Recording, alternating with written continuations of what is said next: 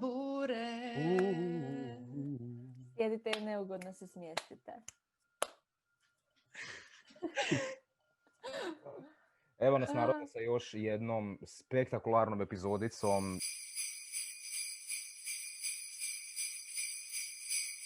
Evo, mi koji se smatramo po ustavu sekularnom državom i slično, a to u praksi apsolutno nismo, s obzirom da evo, po novim mjerama ti moraš vaditi propusnicu, ne znam jeste ulazili na e-propusnice, to je ono spektakl koliko je mutavo. Milijun mjera, kafići su zatvoreni, ali crkve su dobile povlaštenje s obzirom da ne mora više biti maksimum broj 25 ljudi, nego ti je jedna osoba na 7 kvadrati crkve. Znači ne znam koliko... I na Božić... A na Božić će biti ono kao kućanstva, obitelji da mogu skupa doći. Bila strina na misiji u nedjelju pa je rekla... Da, ali pazi, molim te, i onda tebi sa državnog vrha...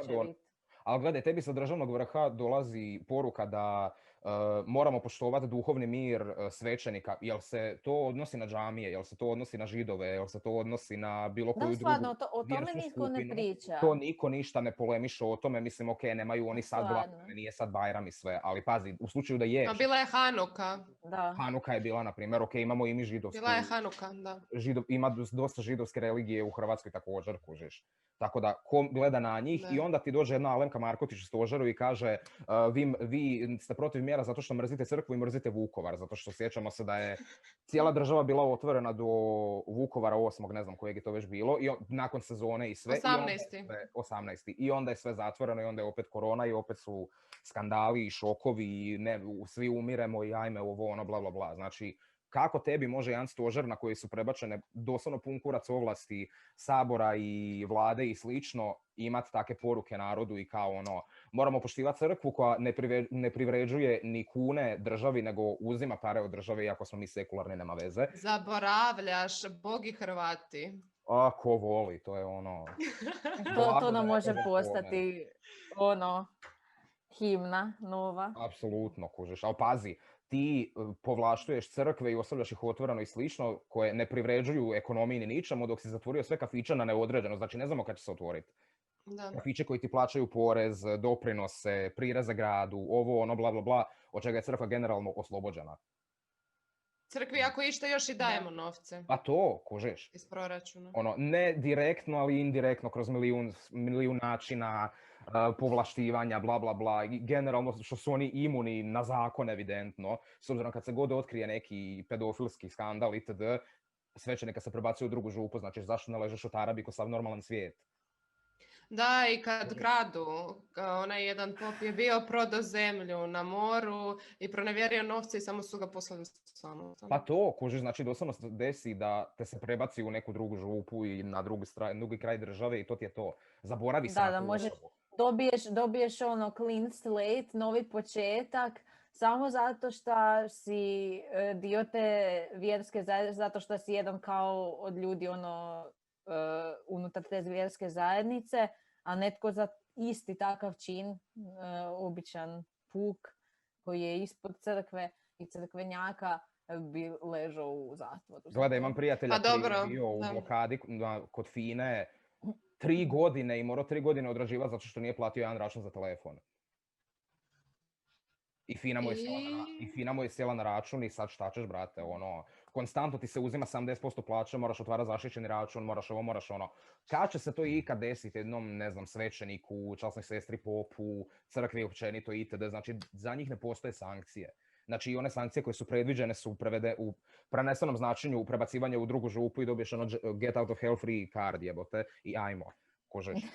Pa da, mislim da u Hrvatskoj na neki način još nije prestalo ono vrijeme feudalizma kad su glavni bili plemenitaši i crkveni vrh. Da. Doslovno, tamo nam se promijenilo, da. Čekaj, državi 9, crkvi 10, jel tako? Je, tako je nešto bilo, je. Ostalo je to, baš smo puno napredovali. Apsolutno, naš školski sistem spektakularan, bar smo to naučili, evo to. Baš mi je drago. Kužeš, tako da ono, mislim, nije mi apsolutno jasno čemu povlašćevanje crkvi i u ovoj 2020. godini itd. Znači, ok, religijska sloboda, ko voli idi, brate, ali ono, to ide toliko daleko da je to u svakim porama društva i politike.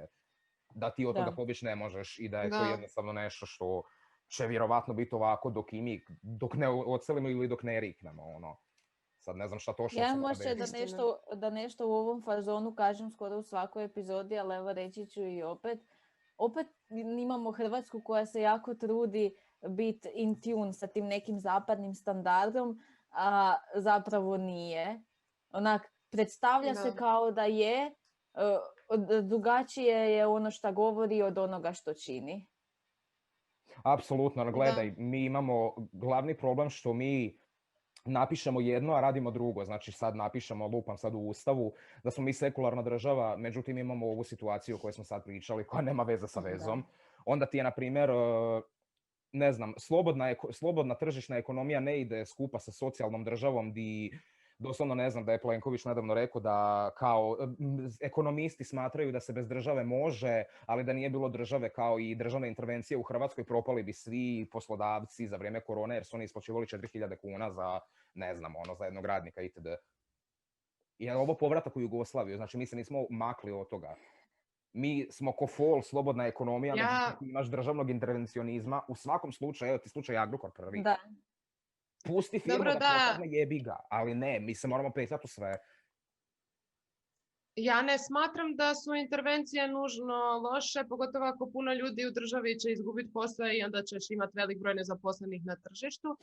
Ali i također moraš uzeti u obzir da mi nismo u pravom smislu prava kapitalistička država, već smo država u tranziciji još uvijek, već nekih 30 godina. Tako da mislim, interveniraju i druge države u Europi. Interveniraju i druge države u Europi i situacija je takva kakva je, specifična je, pandemija je. Dakle, ne mislim nužno da treba pustiti nekad firmu da propadne, a mislim da nekad se i treba upetljati, ali eto, ne znam. Da, ali gledaj, ok, na primjer, to sa Agrokorom, to je izolirani slučaj itd. Ali, na primjer, gdje je država bila kad je propadao Pevec? I kad ti je ne znam koliko, 5-6 tisuća radnika ostalo bez posla itd.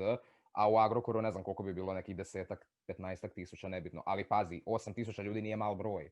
Znači, di ste bili tad, naravno, iza ovoga i Lex Agrokora i svih tih pizdarija, naravno da je stajalo politički interes, jer da je ono, ne znam, da se ukebalo sve njih, palo bi pola države, majke mi moje, kožeš. Tako da ono, mislim da je tu, zato mene ono, to što sam i rekao, mislim, mi napišemo jedno, radimo drugo. Znači, opća nekonzistentnost u politici, ekonomiji, bilo čemu što mi odlučimo, mi to ne napravimo kak spada ili ofrlje se napravi, ili se napravi tako da više štete nego koristi, tako da ono, mi općenito živimo u takvom društvu trenutno i generalno Balkan cijeli, nismo mi izolirani slučaj. Da. We live in a society. Dosada we live in a society, ono. Na planeti majmuna. Planeta majmuna, tako je. Sreća, mi smo sa kromatike, ono. Mi smo sa kromatike. Tako je, nismo sa planete majmuna, užas. Užas, brate. Užas, brate. Tako je. Ko voli, minoj.